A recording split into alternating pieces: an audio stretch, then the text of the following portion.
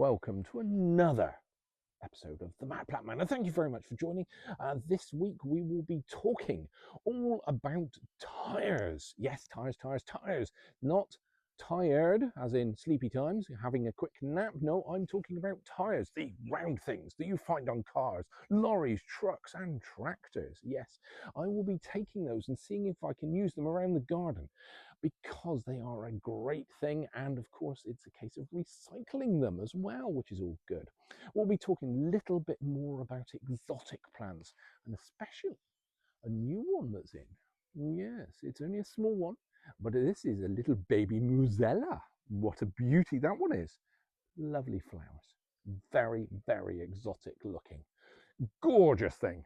We'll also be talking about, as we're getting into spring, all things dahlia. And we do like a dahlia, don't we? Yes, these are beautiful plants. Lots and lots of showy leaves, and of course, lots and lots of colour. A great plant. Always should have these in your garden. Well, anyway, without further ado, we shall be going into a bit more detail. Shout there, Roy. What me? Sorry, I do apologise. You didn't notice anything there, did you? Of course. I didn't mention, of course, that Granfer will be in this week, of course, and he'll be talking about his dibber. Yes, Granfer and his dibber. One to look forward to, no doubt.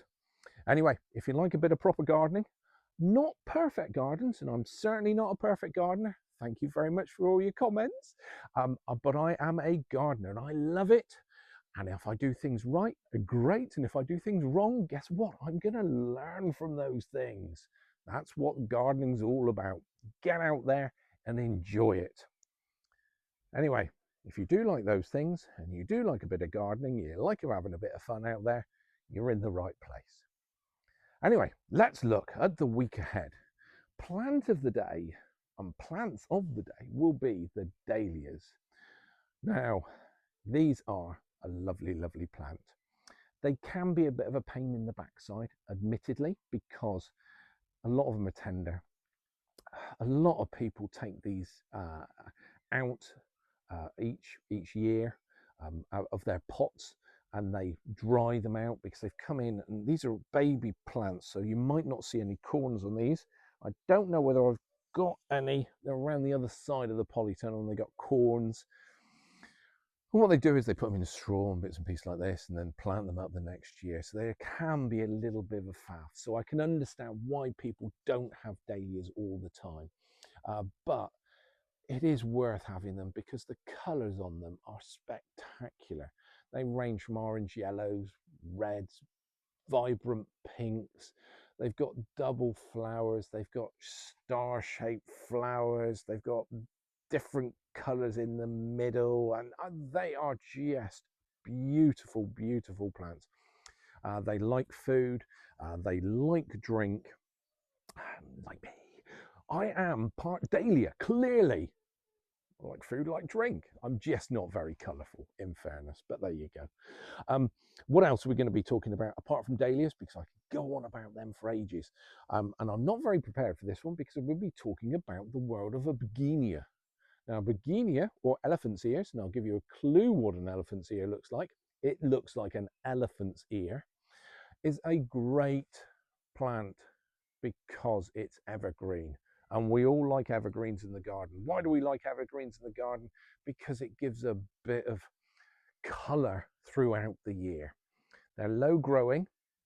And in fact, do you know what? I'm going to go and get one for you. I know. Where's that silly bugger gone? I just came in to have a little look what the silly ass was doing today. And he's just not here. Oh no. That thing's running, I can see, because there's a little green light there. There's the green light. Wish the silly bugger will get on with some work after time. I don't know. Anyway, suppose he's going to be talking about what I've been up to in the garden this week. Well, obviously, I've been talking about seeds and their cuttings, and also about doing it proper like, because none of these fangled things ever sort of like cut the mustard with me, although some of them are okay. I do like it old-fashioned ways. Call me a bit of a traditionalist.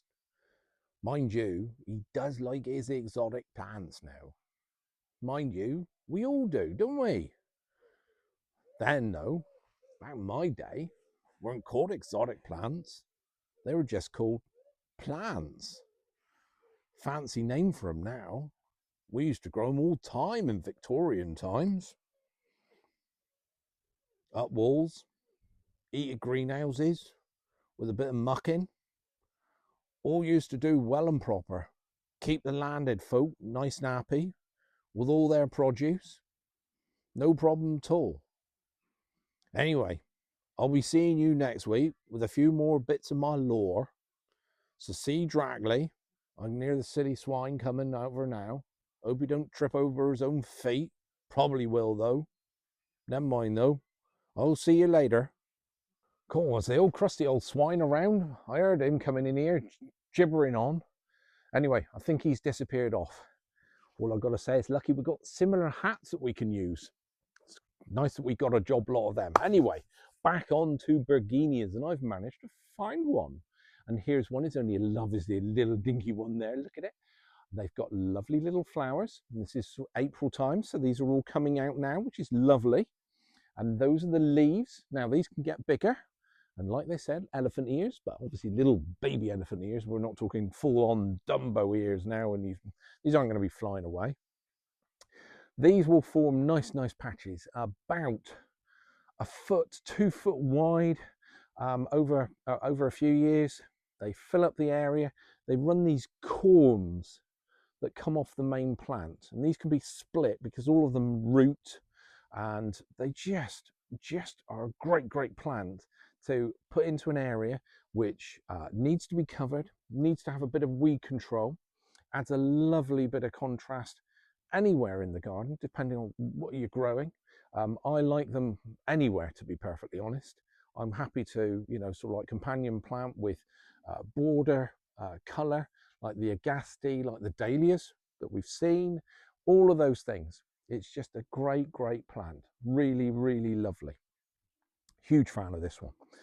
We'll also be talking this week about and give you some garden tips.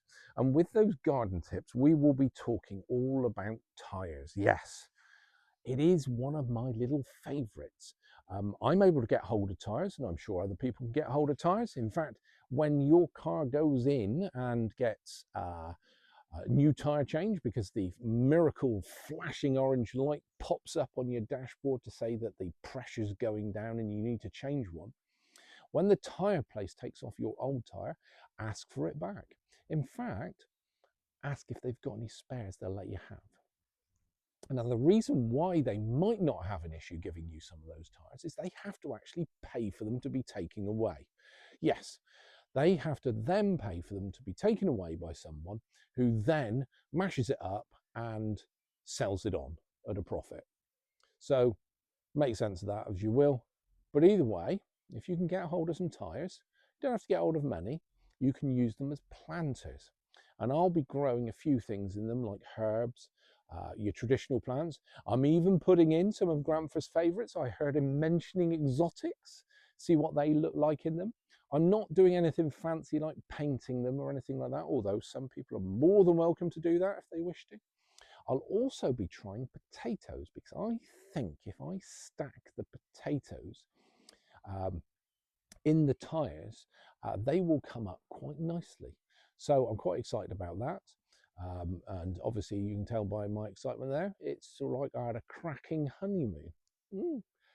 Anyway, what else are we talking about this week? We'll be talking about, as I said before, exotic plants, the lovely Musella, which has this orangey yellow flower, more yellow I suppose, that comes out of the centre, and it just looks really incredible.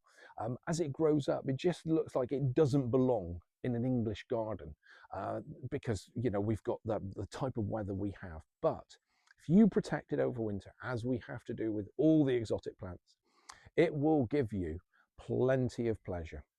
Personally, I would definitely keep this one in a pot, and the only reason being is because I think this one is, of a lot of the tender plants that I've got, one of the most tender, and I want to look after it. Plus, it makes a really good feature plant. So put it into a pot. You can control the feeding of it. You can control the watering of it. It likes heat, really likes heat and sun. Sun. Loves those things. As soon as it gets them, it will give you plenty of enjoyment. Obviously, then we'll be talking dahlias, and we'll be going on to a few more of the varieties of dahlias that we've got. I probably grow about 25 to 30 different varieties. As I said, ranging from neon pinks through to oranges and through to yellows. And then, of course, you've got the different colour and types of leaves. We've got this one, which is Wizard, which has, whoops, just taken off a snippy leaf there, that sort of colour, and I'll contrast it here with a same variety, the Mystic collection, but we have a darker leaf. There you go. Now you've got others which are chocolate coloured leaves. You've got some which are lighter coloured leaves. They just give a fantastic, you know, sort of like a variety, not only of leaf colour, leaf structure, but especially the flowers look fantastic.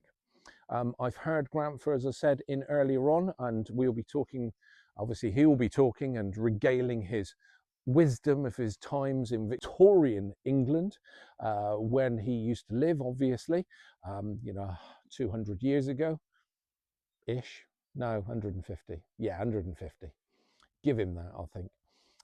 Obviously he's doing pretty well for his age, which is all good. Obviously we'll be talking about his dibber against various fancy tools. We'll be talking about a few seeds and cuttings, and he'll be talking about slug snails and bits and pieces like this. But anyway, he'll be having plenty of fun looking at ways to propagate. All you need to do now is just continue watching, see what's happening during the week, and if there are any other bits that you want us to talk about or want me to talk about, just let me know and I will chuck them in and see what we can do. Everyone's loving the layering at the moment in pots, by the way. Thank you very much for all your comments on that one on the reels. And hopefully it's inspired people to go out and do a bit of layering themselves, which is fantastic. Get outside, that's what we need to do. Anyway, stay weird, stay wild. Mad Plantman out.